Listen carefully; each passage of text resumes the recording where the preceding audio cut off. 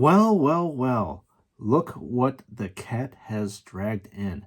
Just when we thought McFarlane was going to be written off and Joy Toy going to be carrying the Warhammer 40K action figure line to infinity and beyond, McFarlane has come back with yet another line of their action figures. So in this action figure review, we are going to be taking a look at the very recently released Khorne Berserker. So there's nothing to do except give blood to the blood god. Let's see what's going on with this world eater.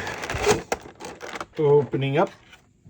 Okay, looks like there actually are no plastic restraints this time. That is awesome. I love it. All right, let's get down to the review of this Khorne Berserker. And as usual, just like with the Joy Toy action figures, it's always going to be a top-down extensive look. So on the top, we have a bunch of gold action that's happening up here. You've got the nice symbol of Khorne on each side of this guy's, well, ears. Antennae, flare, whatever you want to call it. And then there is plenty of gold inlaying all around this guy's helmet. And this Khorne Berserker also has glowing green eyes, but this is a matte green.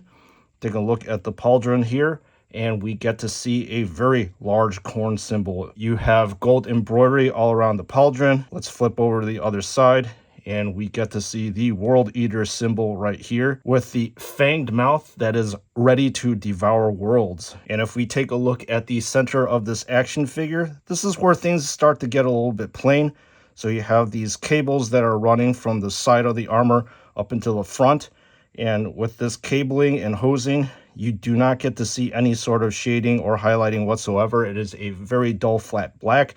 And this is pretty much what McFarlane has been doing ever since day one. The nice thing that you get to see here is this texturing down here between the armor plating, but once again, it is flat black. And as we move on down to the middle section of this action figure, as I have said before, McFarlane is very, very good at texturizing their plastic, and you can see there is a lot of this corrugated texture all the way down here. So you got this belt buckle and a bunch of chains that are dangling down from this belt buckle. This thing is really lacking in shading, and it would have been nice to see a little bit of shading, to be honest, to make this thing a little bit stand out, or highlighting would have helped as well. So down here, you get to see more texturization. As we move on down, there is plenty of texturizing on the power armor down here. So there's a bunch of dings, scrapes, scratches, nicks, whatever you want to call it, you will see it here. Down in this lower section of this leg, more of this gold embroidery with a nice golden horn that is sticking out. And on the other leg, there is a black binding here, which kind of breaks up the red of this armor. And once again, Khornate symbol on the knee, more of this gold accent down here. And it's nice, again, that you get to see a bunch of dings and scrapes on the armor. So we're going to flip around to the other side to see if there's anything that we can possibly glean from the back side here. And aside from this pouch and this grenade, it's pretty much it. Put the body of the action figure down and take a look at this plasma pistol. And the plasma pistol, you get to clearly see the glowing blue coils up here. And then the rest of this plasma pistol is a flat black color, so it's kind of hard to see the details, but I do like how they added these chaosy bits with this chain down here, as well as the two claws or horns or whatever you want to call it over here. Now we're going to put this down and look at the bread and butter of this whole entire action figure, which is this Khornate chain axe. Around the outside edges, there is a dark gunmetal color, and the body of this is also dark gunmetal. Down here, you get to see a bunch of cloth bindings and wrappings. And true to McFarlane form, you can see that this thing is as straight as a warped arrow. Obviously, this is very fixable with warm water. So regardless, I really like the look of this axe, but it just needs more oomph to make it pop out. So the nice thing I'm going to comment on is that McFarlane actually does provide you an extra set of hands here so you can swap out. Clearly, the backpack is only two colors.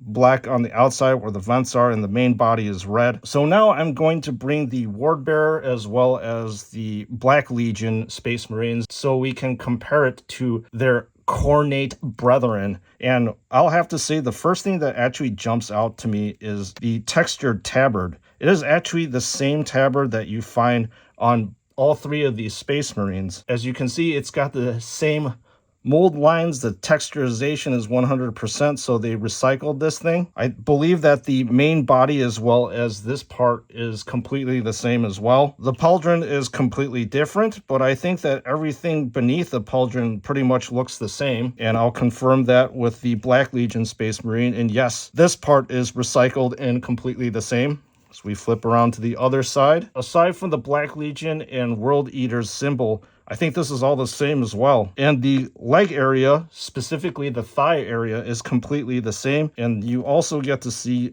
the same thigh bindings here. But anything south of that area is completely different. We're going to take a quick look at the Black Legion one. And yes, the Black Legion's thighs are the same.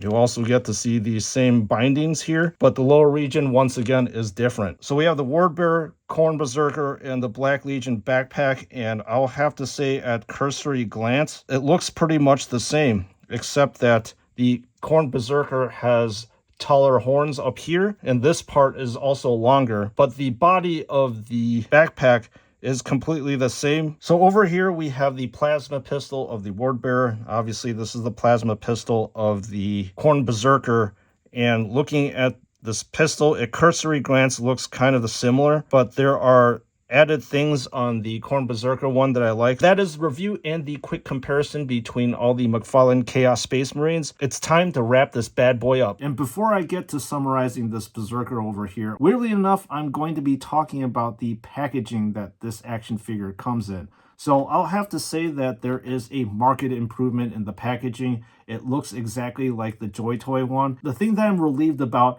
is that McFarlane did not tie this action figure down to the plastic. You can just easily remove it from the plastic casing that it's in. And I'll have to say that the back of this packaging is also nice, with a very colorful and accurate rendition of a Khorne Berserker. So what do I think of the action figure itself? I mean, to be honest, this is no departure from what McFarlane has been producing in the past. This figure cost $10 more than it used to. The old ones were originally around $20, and this one is now $30. But I don't see really any quality change or improvement that would warrant the extra $10. I really do wish that they would have priced it at $20. The things that I do like about this action figure is obviously the chain axe. It is very accurate to the Khorne Berserkers, as well as the helmet of this action figure. It is unique in of itself. McFarlane used various parts and recycled them, and I would have liked to see different molds, but I understand why the company does that, because it's cheaper for them to do it that way,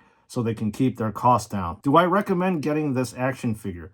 Sure, you can't go wrong at $30 still. At that price, you are getting the equivalent of a Grunt Joy Toy Intercessor. So action figure fans, thank you for tuning into this review. Your support is very, very welcome and very, very appreciated.